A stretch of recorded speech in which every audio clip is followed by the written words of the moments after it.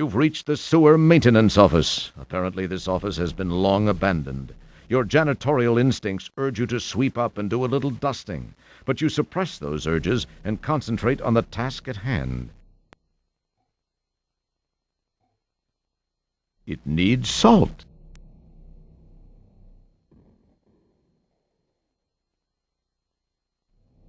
The strange little pedestal has wires running between it and the wall. It's an empty jar with a lid, neither of which does anything entertaining. You take the jar into custody.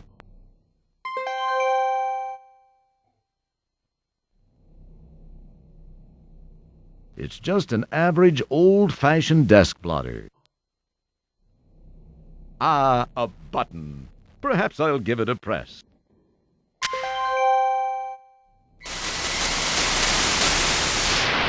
Data entry 22795. This message is to whomever may be so fortunate as to find it. I am Professor Lloyd, lead designer of the Xenon supercomputer project, the ultimate in artificial intelligence. The computer was designed to enhance our lives, but instead ended up being the ruin of us all.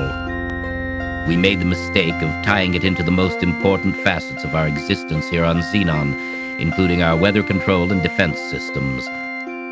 It seemed like a sound idea at the time, and all proceeded well for about 3 years.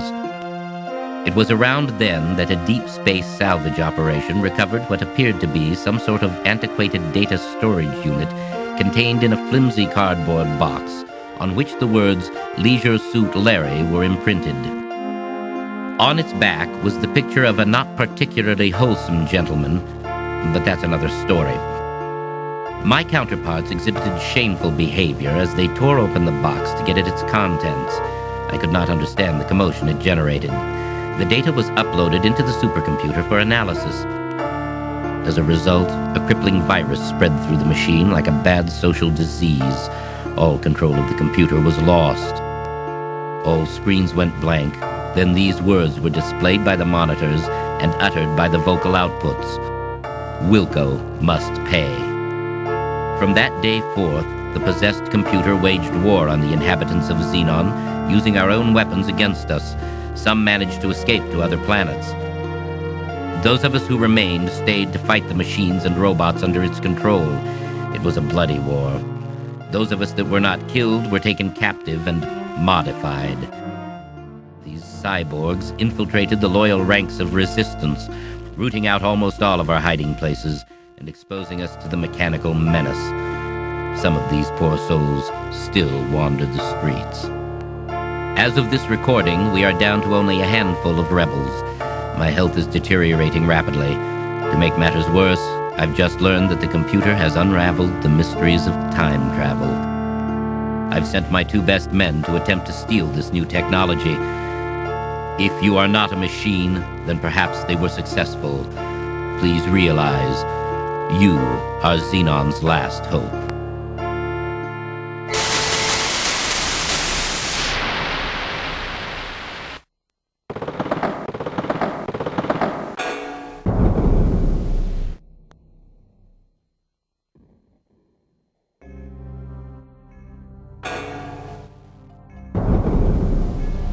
Oh no! The door has shut, and there's no way back.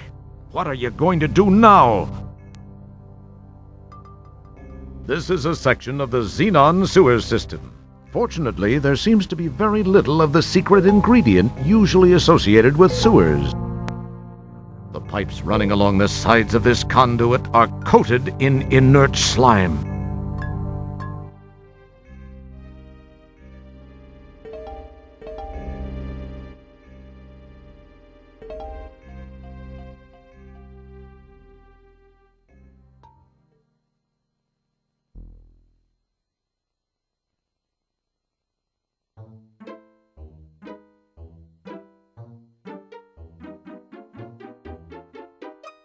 Okay.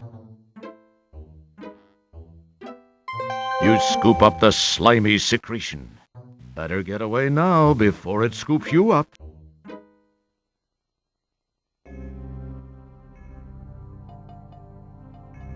A sturdy metal ladder is attached to the wall here. At the top of the ladder, there appears to be something resembling the underside of a manhole cover.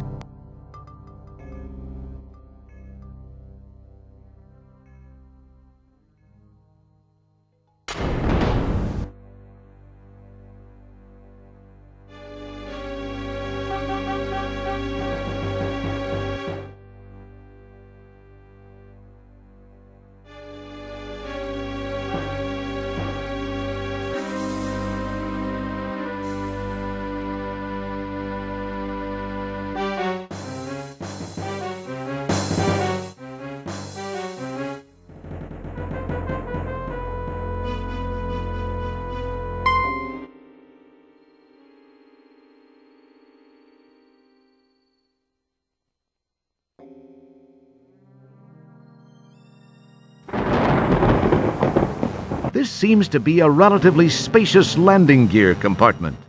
Wonder how cramped it gets in there when the gear is stowed.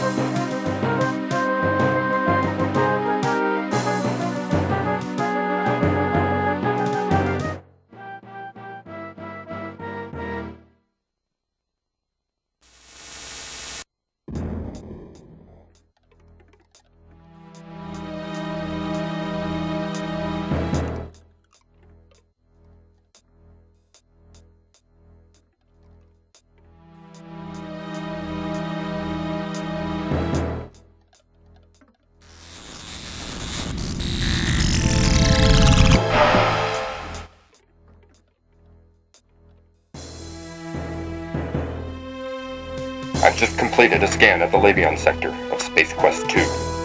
No sign of presence at this time.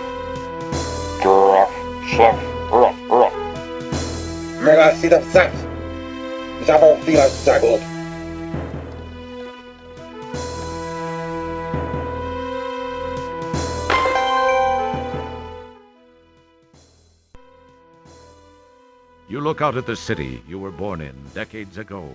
You're sure glad you weren't there when this devastation happened. You might have gotten hurt. On the bright side, you won't have to pay those delinquent traffic tickets. It's a button with a strange symbol on it. You vaguely remember these symbols from your 5th grade time theory class with crazy Mrs. Drimple. The readout displays some interesting symbols similar to those on the keypad. You wonder if these might bear some significance. That's your head, Roger. Now use it for something.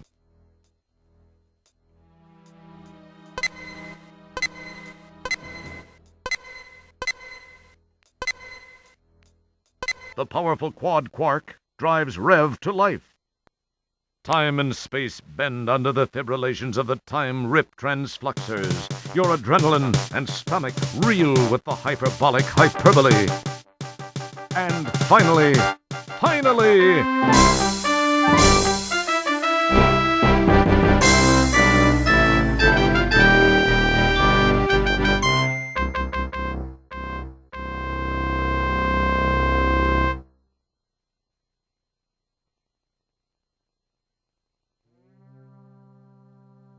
This view provides a flashback to a recent adventure. It looks real hot out there. Hot enough for thermo-weave underwear.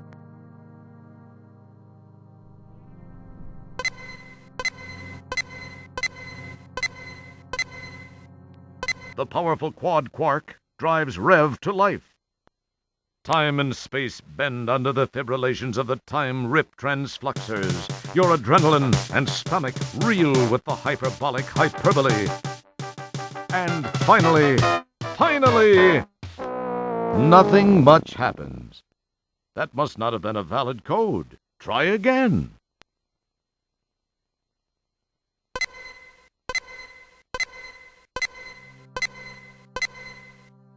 The powerful quad quark drives Rev to life. Time and space bend under the fibrillations of the time-rip transfluxers. Your adrenaline and stomach reel with the hyperbolic hyperbole. And finally...